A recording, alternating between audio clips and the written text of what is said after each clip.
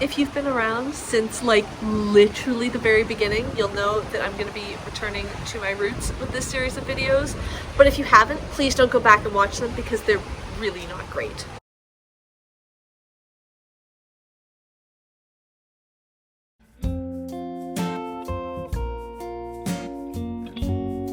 Hi everyone, Rosie here. Welcome back to my channel. Mostly welcome back, I guess, because it has been forever since I have been here.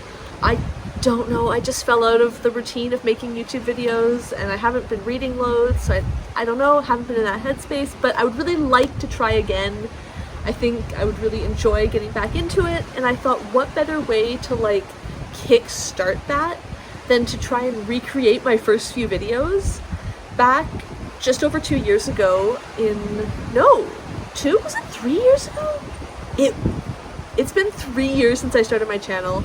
It was summer of 2020 and I made 3 videos, a TBR, a reading vlog, and a little wrap-up after I went on a little solo reading. I'm not on a solo getaway this time around, but I do have sort of a week off to mostly just chill out and read, so I thought I would try and like recreate that. This is the first in that series. This is my TBR. It's probably more of a pile of possibilities because I think there are a lot of books on here and I doubt that I will read all of them in just over a week, but I might, and you don't want to be stuck without a book, so I've got a lot of options and I'm going to tell you what I'm planning on reading. I am already reading Scotland, A History from Earliest Times by Alistair Moffat. This is like a history of Scotland from the Ice Age until the recent Scottish referendum in the like 2000s or something, I guess. I'm not sure exactly. I'm not done the book, but I am like halfway through it almost. So I will be continuing to read that probably like before bed because it's a nice like calm book that I just fall asleep while reading. Delightful. Then I have a few books that I'm probably not going to read all of. They are Shady Hollow, a murder mystery by Juneau Black. This is a murder mystery set in like, think Stars Hollow from Gilmore Girls, except it's like animals, like in like those Richard Scarry books from when you're a kid or whatever. I've actually read a fair bit of it, but I started this in like May and I got a little ways the way in and I wasn't loving it, so I need to decide if I want to continue or not. I think what I'm going to do for that is film a try a chapter vlog where I try this and then a couple, which I will mention in a moment, and decide like am I going to continue this or should I just DNF it and get it off my currently reading because they have been lingering. So this is the first one on that. I will not say too much because, as I said, I'm going to film a whole other video about it. The other 2 books that will feature in that Try a Chapter DNF video are Love in Amsterdam by Nicolas Freeling. This is a mystery novel set in Amsterdam written in the 70s. I'm not loving it. It's been like over a month since I started it, and again, I'm not drawn to it. I'm not wanting to pick it up, so I need to decide if I should just stop. And finally, The Miniaturist by Burton. This is a historical fiction like novel about a young woman who marries a man in Amsterdam in the 1680s, and then there's like a miniature doll's house, but like for like adults with like ornate furniture involved. I'm not sure what's gonna happen. I only got 13% of the way into this back in June and I have not touched it since, so I think it's probably just not something I'm loving, but maybe I will feel differently now in September than I did in June, so we'll give it a try. Keep your eyes peeled for that video coming soon, hopefully with my thoughts on those 3 books and whether or not I decide to keep reading them. Next, I guess I will get into the books that I have brought with me but on ebook that I'm going to be reading or possibly reading. The first of those is I Shall Wear Midnight. This is the 38th Discworld novel and I think the 4th Tiffany Aching novel. I should know that off the top of my head, but I don't. This is of course by Terry Pratchett. I have been working on reading my way through all of the Discworld novels in publication order since before I started my channel in 2020, and I'm getting really close. There's only a few left. I'm almost like, I think, not wanting to pick them up because I know I'm getting close to the end. That just means I get to start again, so I'm going to, I think, read this week. I'm really excited about it. If you are new to my channel and have not yet been converted to the Discworld Obsession. It's a large fantasy series of like 40 novels created by Terry Pratchett that all take place on his one world, the Discworld. It's a disc carried on 4 elephants on the back of a giant turtle traveling through space, and all sorts of amazing stories unfold there. And I am just absolutely obsessed. I'm also obsessed with the concept of this next book, which I just got approved for on NetGalley this past week. I'd forgotten I requested it like months and months ago. It's called Pockets, An Intimate History of How We Keep Things Close by Hannah Carlson. I am a total sucker for any sort of like fashion history, historical like dress, history of everyday things.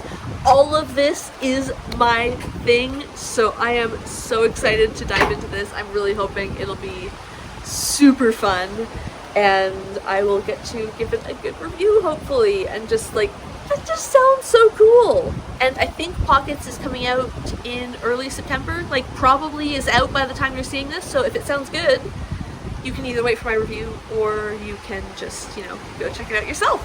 I have another book that I got on NetGalley, but I think it's already out now because I was approved for this ages ago. I'm just really behind. That is Scarlet by Genevieve Cogman. I absolutely adore Cogman's The Invisible Library series. I read a whole bunch of that. I guess in 2022 was mostly when I was reading that. And I love them on audiobooks. They were so amazing. They were just perfection. And this is a new series that she's releasing. It is set during the French Revolution, but there's vampires. Like literally the cover says, France, 1793. Revolutionaries want blood, but vampires bite back. I have no idea what this is going to be, but like, I don't need to. I know that I'm going to love this, and I cannot wait to dive in because it just sounds like such a fun rom. Vampires, revolution, who knows? It says it's mysterious. On a different historical note, I have yet another NetGalley book that I have not yet read and reviewed. That is Lady Tan's Circle of Women by Lisa C.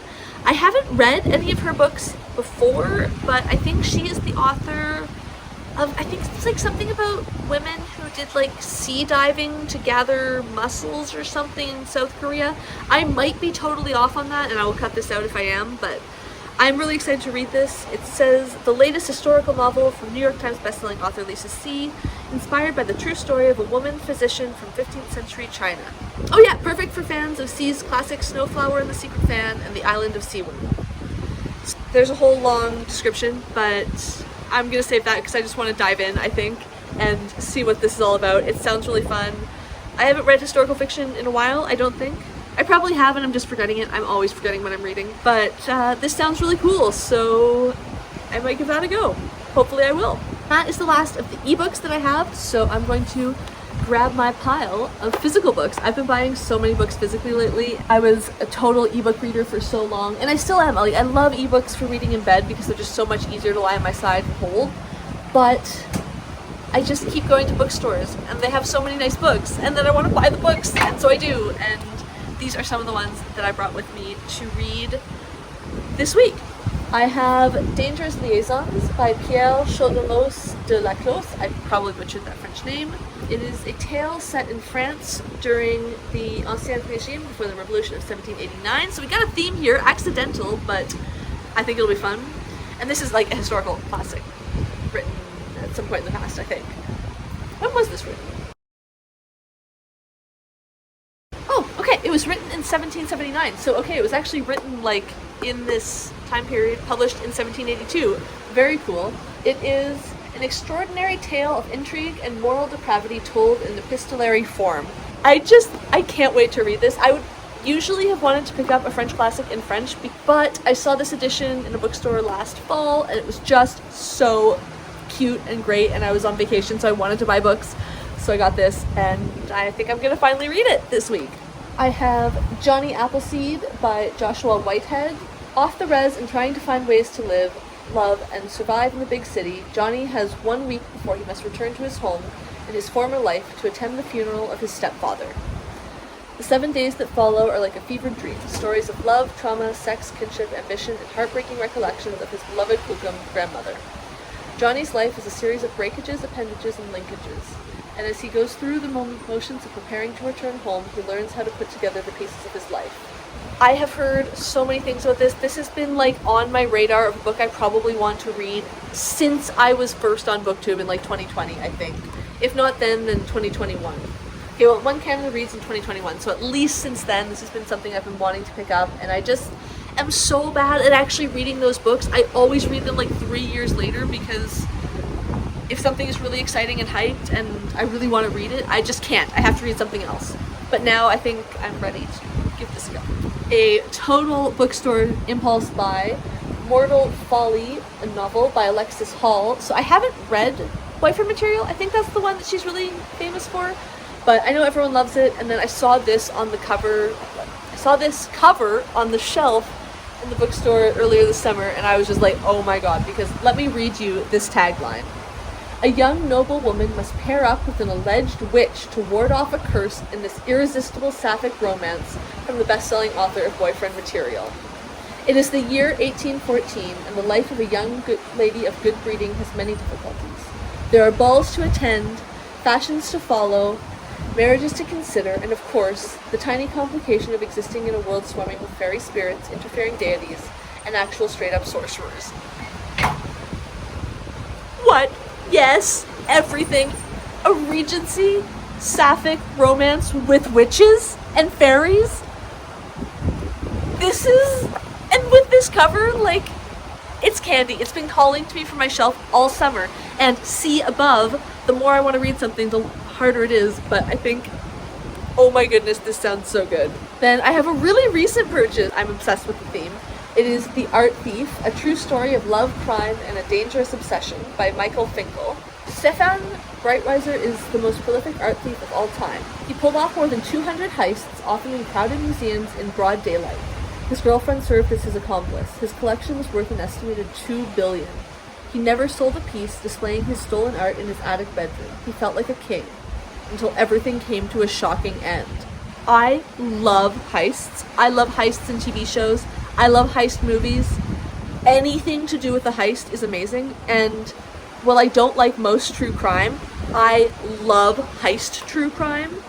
I think either, was it earlier this year or in 2022? I can't remember. At some point in the past year or so, I read The Feather Thief, which is about like a heist of a bunch of rare bird feathers. I love that. This is just like a thin little book about amazing art thief, which like, not amazing, but like, you know, an amazing story of an art thief, and I am sure that this is going to be fantastic, and just like exactly the sort of fun, light, like really get into it type of nonfiction that I like to read on vacation. That it's gonna be so much fun. So that was my original list of TBR that I was gonna like bring, but it just felt a little short. You know, we're here for like 8 full days, so I thought, you know, maybe I'll need another book. Who knows? I mean, do I have my Kindle with me? Do I have however many books on there? Probably tens, if not more. Because I don't actually keep my whole ebook collection on there all the time, but I've got to have many books on there. But, you know, I felt like I needed one more. And earlier this summer as well, I picked up The City We Became by N.K. Jemisin.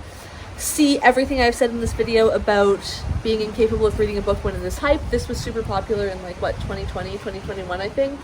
But I finally picked it up. I see that there's a sequel out now, so if I really love it, I can pick that up or wait 2 years to read it. This is a novel about the like avatars of New York City. So like the tagline says, every great city has a soul. Some are ancient as myths, and others are as new and destructive as children. New York City, she's got 6. I tried to read N.K. Jemisin's Broken Earth trilogy in 2017, I think. It was on audio. That might have been why it wasn't working. I don't know. I just couldn't get into that story. It wasn't working for me. But this concept sounds so fantastic, and I've heard so many amazing things about her writing that I really want to give it another try. I actually bought this physically, I think, for my sister like 2 years ago because I wanted to buy it, but I didn't want to read it physically. and then I saw it in the store again. I think it was on sale for like $7. So I thought, okay, I have to actually get this, and I'm just gonna read it, and I don't know, it just looks so good. Alright, those are all of the books that I have packed with me for my TBR. That's what I'm hoping to read over this week. I think I'll probably do like, not like a full week-long vlog. That's just gonna be way too much editing, and I need to be real with like what I'm going to have time to do right now and what I'm going to actually be able to get done. I filmed the vlog back in July when I actually bought several of these. I got it like 40% of the way or 50% of the way edited, and I just gave up. So I'm gonna try and be realistic, but I'll probably do like a one-day vlog and read maybe one of these or dip into a couple of them throughout it. And then, as I said, there'll be that try chapter video and hopefully a wrap-up coming soon. I'm really excited to get reading. I'm really excited to keep making videos and hopefully get back in the swing of being on Booktube, because I really do miss it. So if you have stuck around for all of this, thank you very much. Let me know down below which one of these you're most excited to see me read. I mean, it's not going to make any difference to my decision because I will have already read all of the reading I'm going to do on vacation by the time you see this video, but let me know which ones you're most excited to hear about, and stay tuned for those videos coming soon. Thank you so much for watching!